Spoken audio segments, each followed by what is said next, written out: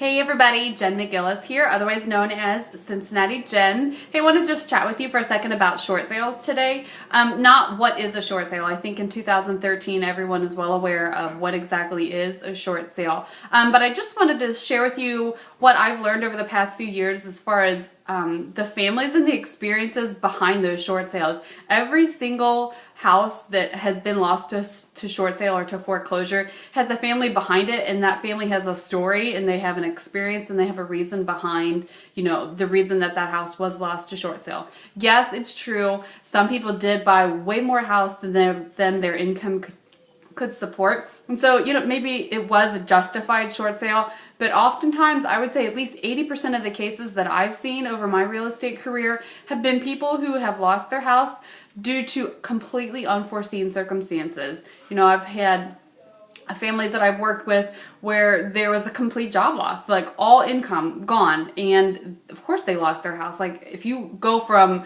making mid to high six figures and then all of a sudden you have zero income, that's going to cause a little bit of a change in your lifestyle. And so that's one example. I remember the very first time that I heard of a client who had lost their house to short sale or was in the process of losing their house to short sale. It was such an eye-opening experience for me. I was very new to the business. I probably had my license like 10 minutes, and I came across working with them and they had shared their story with me, and I remember just thinking like, well, wow, that was a real reality check, that maybe I shouldn't be so judgmental for people who are telling me they have short sale or that their house is being short sale, because the reason behind their story was they were a married couple. They had 2 teenage boys. They lived in Columbus, Ohio, and the husband had taken a job promotion for a major company that anyone in the United States would recognize if I were to tell you that company name.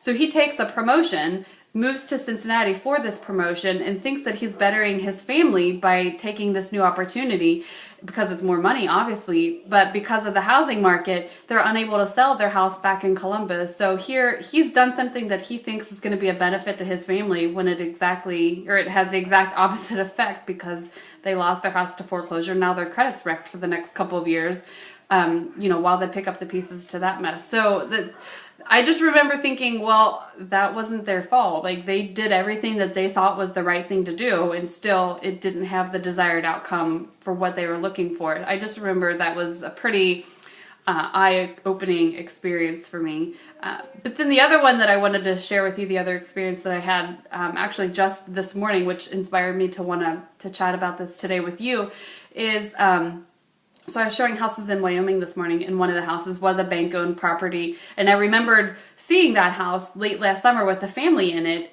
They were having a moving sale at their house. So I popped by and just was asking like, oh, where are you moving to? What's going on? I honestly was maybe looking for a little bit of business to see if I could help them sell their house and or buy a house in the future. And he said, oh no, we're losing it to short sale and foreclosure. He was a carpenter, and just work didn't come in, so therefore obviously the income wasn't coming in, and they lost it to foreclosure. And it was just really kind of sad. I felt badly for them, again, because everyone has a story, and if you can sympathize and understand what someone's story is, then it gives them a face, and you can see the people instead of it just being, statistics that you see on television. Anyway, long story short, so I show the house this morning. The buyer may or may not like it, but the point is, then half an hour later, I stopped by the coffee shop to get something to drink, and here's the guy. Here's the husband that I ran into last summer at his moving sale, and I just showed his house this morning. It was just very odd.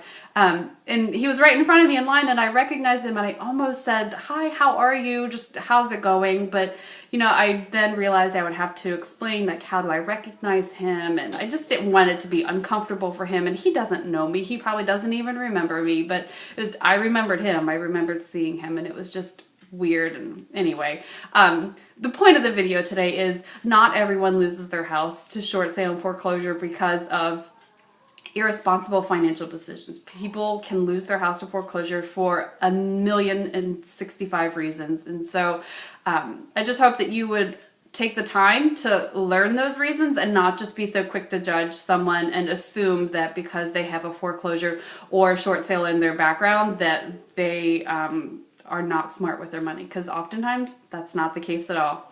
Anyway, those are my thoughts. Those are my feelings. If you have any thoughts or feelings of your own that you'd like to share with me, I'd definitely love to hear them. Please either comment below or email me at CincinnatiJenn, that's JENN, @gmail.com. Thanks so much for watching. I appreciate your time. Have a great day. Bye.